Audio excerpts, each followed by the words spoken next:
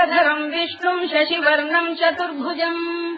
प्रसन्नवदनम् ध्यायेत् सर्वविघ्नोपशान्तये व्यासम् वसिष्ठनप्तारम् शक्तेः स्तोत्रमकल्मषम् पराशरात्मजम् वन्दे शुकतातम् तपोनिधिम् व्यासाय विष्णुरूपाय व्यासरूपाय विष्णवे नमो वै ब्रह्मनिधये वासिष्ठाय नमो नमः अविकाराय शुद्धाय नित्याय परमात्मने सदैकरूपरूपाय विष्णवे सर्वजिष्णवे यस्य स्मरणमात्रेण जन्म संसारबन्धनात् विमुच्यते नमस्तस्मै विष्णवे प्रभविष्णवे ॐ नमो विष्णवे प्रभविष्णवे श्रीवैशम्पायन उवाच श्रुत्वा धर्मानशेषेण पावनानि च सर्वशः युधिष्ठिरः शान्तनवम् पुनरेवाभ्यभाषत युधिष्ठिर उवाच किमेकम् दैवतम् लोके किम् वाप्येकम् परायणम् स्तुवन्तः कङ्कमर्चन्तः प्राप्नुयुर्माणवा शुभम् को धर्मः सर्वधर्माणाम् भवतः परमो मतः किम् जपन्मुच्यते जन्तुर्जन्म संसारबन्धनात् श्रीभीष्म उवाच जगत्प्रभुम् देवदेवमनन्तम् पुरुषोत्तमम् स्तुवन्नाम सहस्रेण पुरुषस्तततोत्थितः तमेव चार्चयन् नित्यम् भक्त्या पुरुषमव्ययम् ध्यायम् स्तुवन् नमस्यम् च यजमानस्तमेव च अनादिनिधनम् विष्णुम् सर्वलोकमहेश्वरम् लोकाध्यक्षम् स्तुवन् नित्यम् सर्वदुःखातिगो भवेत् ब्रह्मण्यम् सर्वधर्मज्ञम् लोकानाम् कीर्तिवर्धनम् लोकनाथम् महद्भूतम् सर्वभूतभवोद्भवम् एष मे सर्वधर्माणाम् धर्मोऽधिकतमो मतः यद्भक्त्या पुण्डरीकाक्षम् स्तवैरच्चेन्नरः सदा परमम् यो महत्तेजः परमम् यो महत्तपः परमम् यो महद्ब्रह्म परमम् यः परायणम् पवित्राणाम् पवित्रम् यो मङ्गलानाम् च मङ्गलम् दैवतम् देवतानाम् च भूतानाम् यो व्ययक्तिदा यतः सर्वाणि भूतानि भवन्त्यादियुगागमे यस्मिंश्च प्रलयम् यान्ति पुनरेव युगक्षये तस्य लोकप्रधानस्य जगन्नाथस्य भूपते विष्णोर्नाम सहस्रम् मे शृणु पापभयापहम् यानि नामानि गौणानि विख्यातानि महात्मनः ऋषिभिः परिगीतानि तानि वक्ष्यामि भूतये ऋषिर्नाम्नाम् सहस्रस्य वेदव्यासो महामुनिः छन्दोऽनुष्टुप् तथा देवो भगवान् देवकीसुतः अमृतांशुद्भवो बीजम् शक्तिर्देवकीनन्दनः कृतामाहृदयम् तस्य शान्त्यर्थे विनियुज्यते विष्णुम् जिष्णुम् महाविष्णुम् प्रभविष्णुम् महेश्वरम् अनेकरूपदैत्यान्तम् नमामि पुरुषोत्तमम् अस्य श्रीविष्णोर्दिव्यसहस्रनामस्तोत्रमहामन्त्रस्य श्रीवेदव्यासो भगवान् ऋषिः अनुष्टुप्छन्दः श्रीमहाविष्णुः परमात्मा श्रीमन्नारायणो देवता अमृतांशोद्भवो भानुरिति बीजम् देवकीनन्दन श्रेष्ठेति शक्तिः उद्भवः क्षोभणो देव इति परमो मन्त्रः धर इत्यस्त्रम् रथाङ्गपाणिरक्षोभ्य इति नेत्रम् कृतामासामजः सामेति कवचम्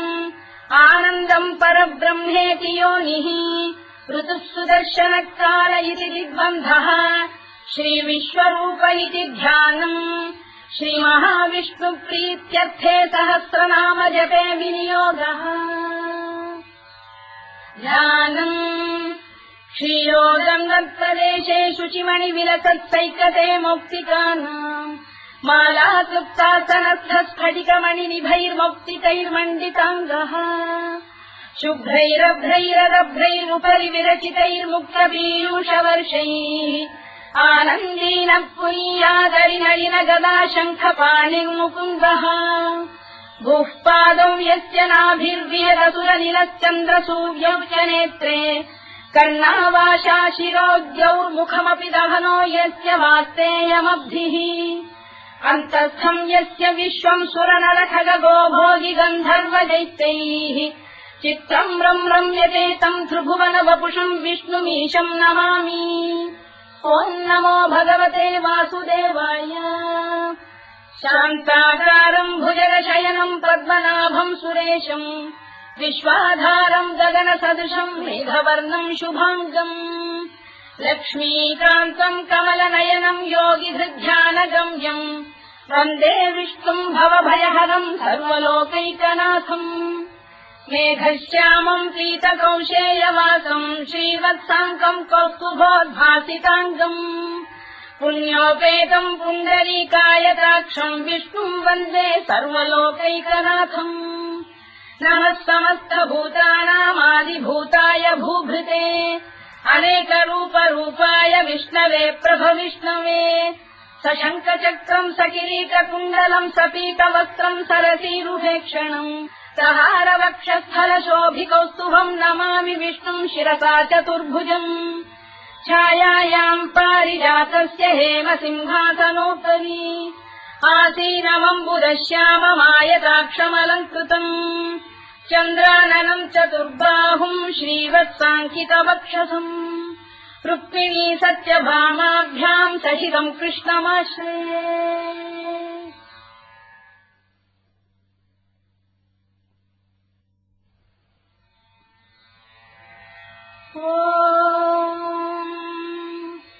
विश्वम् विष्णुर्वषत्कारो भूतभव्य भवत्प्रभुः भूतभृद्भावो भूतात्मा भूतभावनः भूतात्मा परमात्मा च मुक्तानाम् परमा गतिः अव्ययः पुरुषः साक्षी क्षेत्रज्ञोऽक्षर एव च योगो योगविदाम् नेता प्रधानपुरुषेश्वरः नारसिंहवपुः श्रीमान् केशवः पुरुषोत्तमः सर्वः शर्वः शिवस्थाणुर्भूतादिर्निधिरव्ययः सम्भवो भावनो भर्ता प्रभवः प्रभुरीश्वरः स्वयम्भूः शम्भुरादित्यः पुष्कराक्षो महास्वनः अनादिनिधनो धाता विधाता धातुरुत्तमः अप्रमेयो ऋषिकेशः पद्मनाभोऽमरप्रभुः विश्वकर्मा मनुस्पष्टा स्थविष्ठस्थविरो ध्रुवः अग्राह्यः शाश्वतः कृष्णो लोहिताक्षप्रदर्दनः प्रभूतस्त्रिकसुधाम पवित्रम् मङ्गलम् परम् ईशानप्राणदप्राणो ज्येष्ठः श्रेष्ठः प्रजापतिः हिरण्यगर्भो भूगर्भो माधवो मधुसूदनः ईश्वरो विक्रमी धन्वी मेधावी विक्रमक्रमः अनुत्तमो दुराधर्षः कृतज्ञः कृतिरात्मवान् सुरेशः शरणम् शर्म विश्वरेता प्रजाभवः अधः संवत्सरो व्यालप्रत्ययः सर्वदर्शनः अजः सर्वेश्वरः सिद्धः सिद्धिः सर्वादिरच्युतः वृषाकपिरमेयात्मा सर्वयोगविनिसृतः वसुर्वसुमनः सत्यः समात्मा संविदः समः अमोघः पुण्डरीकाक्षो वृषकर्मा वृषाकृतिः रुद्रो बहुशिरा बभ्रुर्विश्वयोनिः शुचिश्रवाः अमृतः शाश्वतस्थाणुर्वरारोहो महत्तपाः सर्वगः सर्वविद्वानुर्विश्वरवित्कविः लोकाध्यक्षः सुराध्यक्षो धर्माध्यक्षकृताकृतः चतुरात्मा चतुर्व्यूहश्चतुर्दंष्टश्चतुर्भुजः भ्राजिष्णुर्भोजनम् भोक्ता सहिष्णुर्जगदादिजः अनघो विजयो जेता विश्वयोनिः पुनर्वसुः उपेन्द्रो वामनः प्रांशुरमोघः शुचिरूर्जितः अतीन्द्रः सङ्ग्रहः सर्गो धृतात्मा नियमो यमः वेद्यो वैद्यः सदा योगी वीरः माधवो मधुः अतीन्द्रियो महामायो महोत्साहो महाबलः महाबुद्धिर्महावीर्यो महाशक्तिर्महाद्युतिः अनिर्देश्य वपुः श्रीमान् अमेयात्मा महाधृधृत् महेश्वासो महीभर्ता श्रीनिवासः सताङ्गतिः अनिरुद्धः सुरानन्दो गोविन्दो गोविदाम्पतिः मरीचिर्दमनो हंसः सुपर्णो भुजगोत्तमः हिरण्यनाभः सुतपाः पद्मनाभः प्रजापतिः अमृत्युः सर्वदृक्सिंहः सन्धाता सन्धिमान् स्थिरः अजो दुर्मर्शनः शास्ता विश्रुतात्मा सुरारिः गुरुर्गुरुतमो धाम सत्यः सत्यपराक्रमः निमिषो निमिषस्रग्वी वाचस्पतिरुदारधीः अग्रणी ब्राह्मणी श्रीमान् न्यायो नेता समीरणः सहस्रमूर्धा विश्वात्मा सहस्राक्षः सहस्रपात् आवर्तनो निवृत्तात्मा संवृतः सम्प्रवर्धनः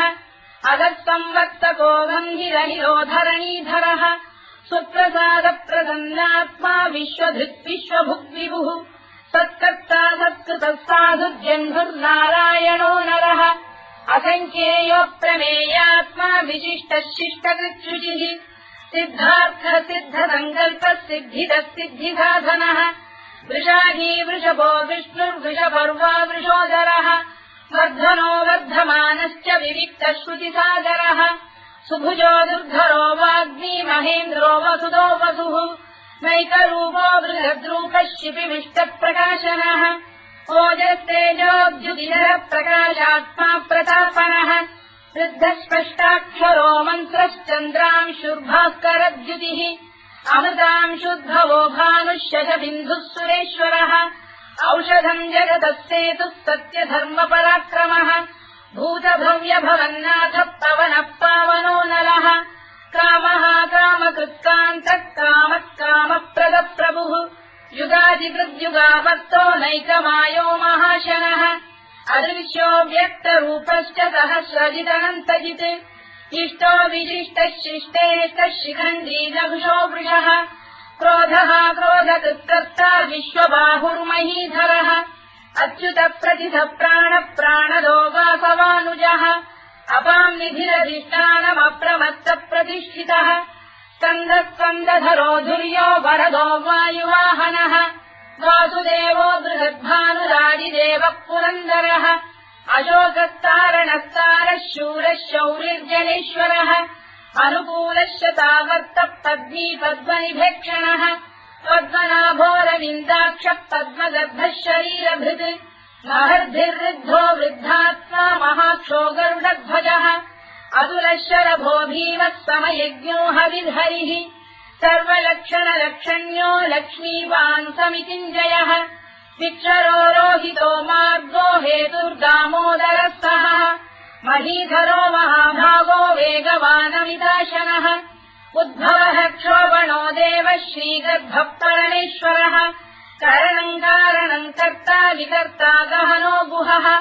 व्यवसायो व्यवस्थानः संस्थानस्थानदो ध्रुवः परधित् परमस्पष्टः तुष्टः पुष्टः शुभेक्षणः रामो विरामो विरतो मार्गो नेयो नयोनयः वीरः शक्तिमताम् श्रेष्ठो धर्मो धर्मविदुत्तमः वैकुण्ठः पुरुषः प्राणः प्रणवप्लुतुः हिरण्यगर्भः शत्रुघ्नो व्याप्तो वायुरधोक्षजः ऋतुः सुदर्शनः कालः परमेष्ठी परिग्रहः उग्रः संवत्सरो दक्षो विश्रामो विश्वदक्षिणः विस्तारस्थावरस्थाणुः प्रमाणम् बीजमव्ययम् अर्थोऽनर्थो महाकोशो महाभोगो महाधनः अनिर्विण्णस्थविष्ठो भूर्धर्मयूपो महामखः नक्षत्रनेमिर्नक्षत्री क्षमः क्षामः समीहनः यज्ञयुज्यो महेज्यश्च क्रतुः सत्रम् सदाम् गतिः सर्वदर्शी विमुक्तात्मा सर्वज्ञोद्यानमुत्तमम् सुव्रतः सुमुखः सूक्ष्मः सुघोषः सुखरः सुहृत् मनोहरोजितक्रोधो वीरबाहुर्विदारणः स्वापनः स्ववशो व्यापी नैकात्मानैककर्मकृत् वत्सरो वत्सलो वत्सी रत्नगर्भोधनेश्वरः धर्मकुद्धर्मकृद्धर्मी सदसक्षरमक्षरम् अविज्ञाता सहस्रांशुर्विधाता कृतलक्षणः गभस्तिरे विस्तप्तस्तः सिंहो भूतमहेश्वरः आदिदेवो महादेवो देवेशो देवभृद्गुरुः उत्तरो गोपतिर्गोप्ता ज्ञानः सोमपो मृतपः सोमः पुरुजिः पुरुषोत्तमः विनयो जयः सत्यसन्धो दाशार्हः सात्वताम् पतिः जीवो विनयिता साक्षी मुकुन्दोमितविक्रमः अम्भोनिधिरनन्तात्मा महोदधिशयोऽन्तकः अजो महार्घः स्वाभाव्योजिता मित्रप्रमोदनः आनन्दो नन्दनो नन्दः सत्यधर्मा त्रिविक्रमः महर्षि कपिलाचार्य कृतज्ञो मेदिनीपतिः त्रिदशाध्यक्षो महाशृङ्गकृतान्तकृत् महावराहो गोविन्दः सुषेणः कनकाङ्गनी गुह्यो गभीरो गहनो गुप्तश्चक्रगदाधरः मेधास्वाङ्गोजितः कृष्णो दृढः सङ्कर्षणोच्युतः वरुणो वारुणो वृक्षः पुष्कराक्षो महामनाः भगवान् बलहानन्दी वनमाली हलायुधः आदित्यो ज्योतिरादित्यः सहिष्णुर्गतिसत्तमः सुधन्वाखण्ड परशुद्धारुणो द्रविणप्रदः दिवस्कृत् सर्वदृत्यासो वाचस्पतिरयो निजः कृतामासामगस्साम निर्वाणम् भेषजम् भिषज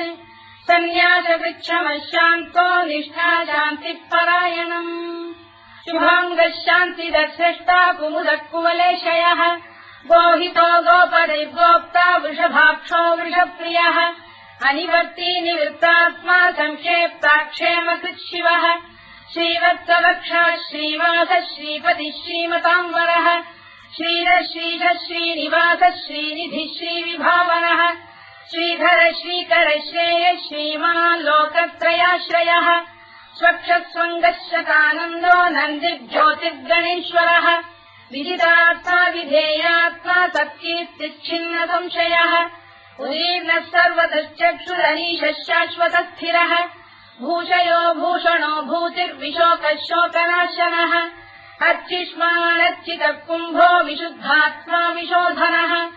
अनिरुद्धो प्रतिरथः प्रद्युम्नोमितविक्रमः कालनेमिनिहा वीरः शौरिः शूरजनेश्वरः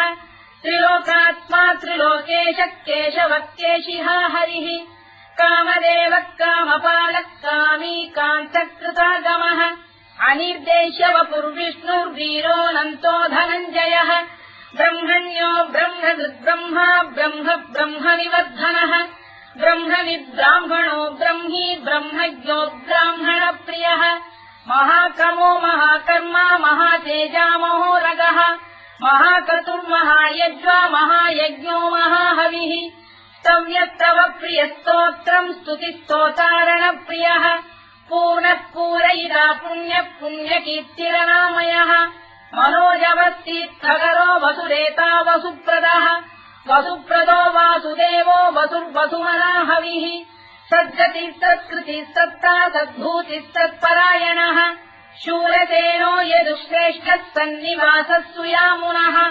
भूतावासो वासुदेवः सर्वासु निलयो नलः दत्तः दत्पदो दृप्तो दुर्धरोऽथा पराजितः विश्वमूर्तिर्महामूर्तिर्दीप्तमूर्तिरमूर्तिमान् अनेकमूर्तिरव्यक्तः शतमूर्तिः शताननः एकोनैकः सवक्तकिम् यत्तत्पदमनुत्तमम् लोकबन्धुर्लोकनाथो माधवो भक्तवत्सलः सुवर्णवर्णो हेमाङ्गो वराङ्गश्चन्दनाङ्गदी वीरः विषमः शून्यो घृता क्षीरजरश्चरः अमानी मानदो मान्यो लोकस्वामी त्रिलोकधृत् सुमेधा मेधजो धन्यः सत्यमेधाधराधरः तेजो वृषोद्युतिधरः सर्वशस्त्रभृताम्बरः प्रग्रहो निग्रहो व्यग्रो नैकशृङ्गो गदाग्रजः चतुर्मूर्तिश्चतुर्बाहुश्चतुर्व्यूहश्चतुर्गतिः चतुरात्मा चतुर्भावश्चतुर्वेदविदेकपात् समावर्तो निवृत्तात्मा दुर्जयो दुरतिक्रमः दुर्लभो दुर्गमो दुर्गो दुरावासो दुरारिः शुभाङ्गो लोकतारङ्गः सुतन्तु वर्धनः इन्द्रकर्मा महाकर्मा कृतकर्मा कृतागमः उद्भवः सुन्दरः सुन्दो रक्तनाभः सुलोचनः अल्पो वाजसनः शृङ्गी जयन्तः सर्वविद्ययी सुवर्णबिन्दुरक्षोभ्यः सर्ववागीश्वरेश्वरः महाह्रदो महागर्तो महाभूतो महानिधिः कुमुदकुन्दरकुन्दः पर्जन्यः पावनो निलः अमृताशोऽमृतवपुः सर्वज्ञः सर्वतोमुखः सुलभः सुव्रतः सिद्धः शत्रुजिच्छत्रुतापनः न्यग्रोधोदुम्बरोश्चक्षाणूरान्ध्रैषूदनः सहस्रार्चिः सप्तजिह्वः सप्तैधा सप्तवाहनः अमूर्तिरनघोचिन्त्यो भयगृद्भयनाशनः अणुबृहत्कृशस्थूलो गुणभृन्निर्गुणो महान् अधृतस्वधृतस्वास्य प्राग्वंशो वंशवर्धनः भारभृत्कथितो योगी योगीशः सर्वकामदः आश्रमश्रवणः क्षामः सुपर्णो वायुवाहनः धनुर्धरो धनुर्वेदो दण्डो दमयिता दमः अपराजितः सर्वसहो नियन्ता नियमो यमः सत्त्ववान् सात्विकः सत्यः सत्यधर्मपरायणः अभिप्रायप्रियार्होः प्रियकृत्प्रीतिवर्धनः विधायकगतिर्ज्योतिः सुरुचित्कुतभुक्विभुः रविर्विरोचनः सूर्यः कवितारनिलोचनः अनन्तो हुतबुद्भोक्ता सुखदो नैकजोऽग्रजः अनिर्विण्णः सदामर्षी लोकाधिष्ठानमद्भुतः सनातनतमः कपिलः कपिरव्ययः स्वस्तिदः स्वस्तिकृत् स्वस्ति स्वस्ति भुक् स्वस्ति दक्षिणः अरोग्रः कुण्डली चक्री विक्रम्यूर्जितशासनः शब्दातिकः शब्दसः शिशिरः शर्वरीकरः अक्रूरप्रेशलो दक्षो दक्षिणः क्षमिणाम्बरः विद्वत्तमो वीतभयः पुण्यश्रवणकीर्तनः उत्तारणो दुष्कृतिः पुण्यो दुःस्वप्ननाशनः वीरः रक्षणः सन्तो जीवनः पर्यवस्थितः अनन्तरूपोऽनन्तश्रीर्जितमन्युर्भयापहः चतुरश्रो गभीरात्मा विदिशो व्यादिशो दिशः अनाधिर्भूर्भुवो लक्ष्मी सुवीरो रुचिराङ्गदः जननो जनजन्मादिर्भीमो भीमपराक्रमः आधारनिलयो धाता पुष्पहासः प्रजागरः ऊर्ध्वरः सत्पथाचार प्राणः प्रणवप्रणः प्रमाणम् प्राणनिलय प्राणभृत्प्राणजीवनः तत्त्वम् तत्त्वविदेकात्मा जन्ममृत्युजरातिगः भूर्भुवः स्वस्तरुस्तारः सविता प्रपितामहः यज्ञो यज्ञपतिर्यज्वा यज्ञाङ्गो यज्ञवाहनः यज्ञभृद्यज्ञकृद्यज्ञी यज्ञभुक्यज्ञसाधनः यज्ञान्तकृद्यज्ञगुह्यमन्नमन्नाद एव च आत्मयोनिः स्वयम् जातो वैखानः सामगायनः देवकीनन्दनः स्रष्टा क्षितीशः पापनाशनः शङ्खबृन्नन्दकी चक्रीशाङ्गधन्वा गदाधरः तथाङ्गपाणिरक्षोभ्यः सर्वप्रहरणायुधः सर्वप्रहरणायुधवोम् नम इति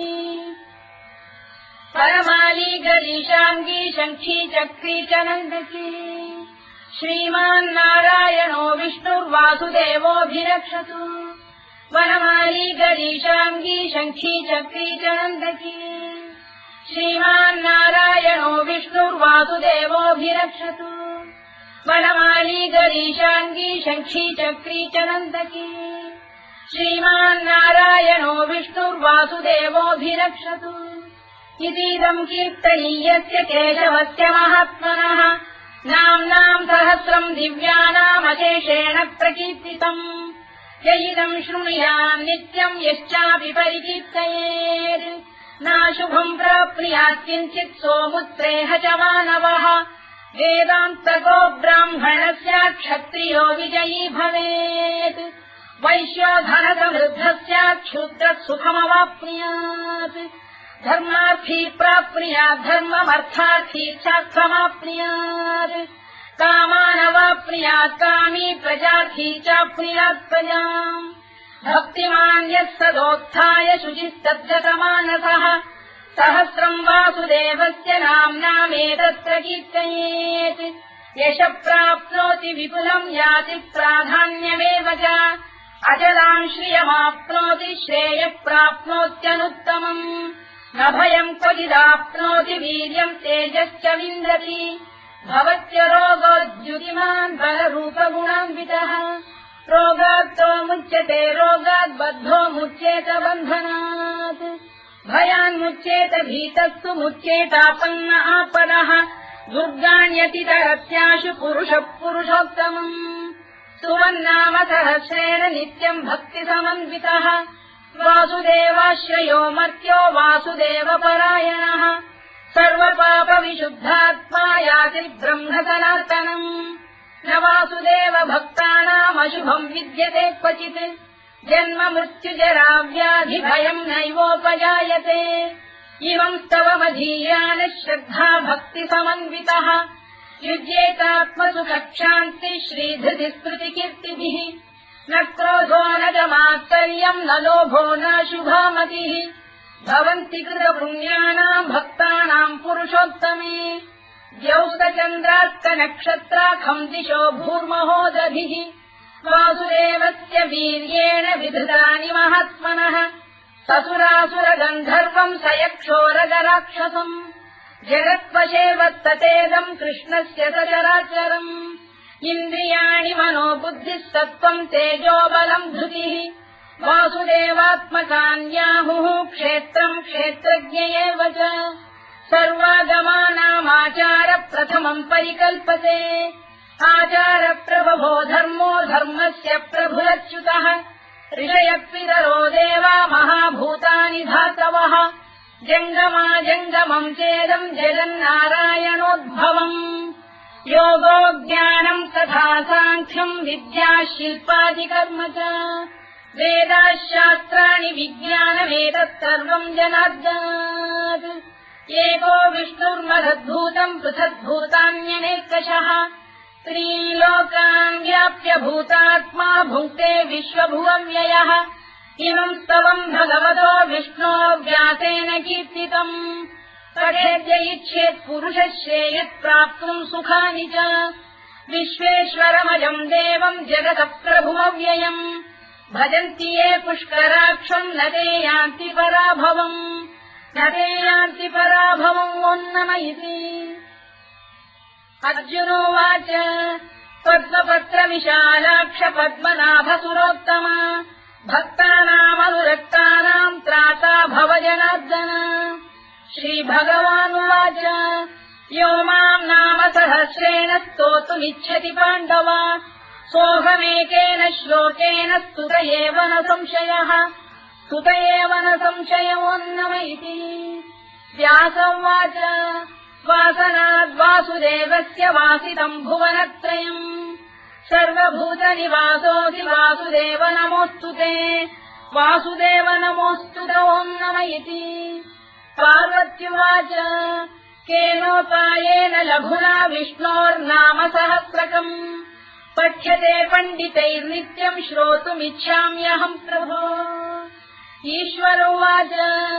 श्रीराम राम रामेति रमे रामे मनोरमे सहस्रनाम तत्तुल्यम् राम नाम वरानने श्रीराम राम रामेति रमे रामे मनोरमे सहस्रनाम तत्तुल्यम् राम नाम वरानने श्रीराम राम रामेति रमे रामे मनोरमे सहस्रनाम तत्तुल्यम् राम नाम वरानने राम नाम वराननमोन्नम इति ब्रह्मोवाच नमोऽस्त्वनन्ताय सहस्रमूर्तये सहस्रपादाक्षि शिरोरुबाहवे सहस्रनाम्ने पुरुषाय शाश्वते सहस्रकोटियुगधारिणे नमः सहस्रकोटियुगधारिणे नमोऽन्नम इति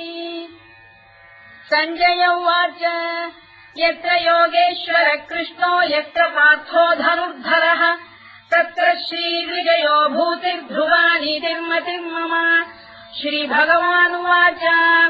अनन्याश्चिन्तयन्तो मां ये जनाः पर्युपासते तेषाम् नित्याभियुक्तानां योगक्षेमम् वहाम्यहम् परित्राणाय साधूनां विनाशाय च दुष्कृताम् धर्म संस्थापनार्थाय सम्भवामि युगे युगे आर्ता विषण्णाः शिथिलाश्च भीता घोरेषु च व्याधिषु वर्तमानाः संकीर्त्य नारायण शब्दमात्रम् विमुक्त दुःखाः सुखिनो भवन्तु कायेन वाचा मनसेन्द्रियैर्वा बुद्ध्यात्मना वा प्रकृते स्वभावात् करोमि यद्यत् सकलम् परस्मै नारायणायेति समर्पयामि।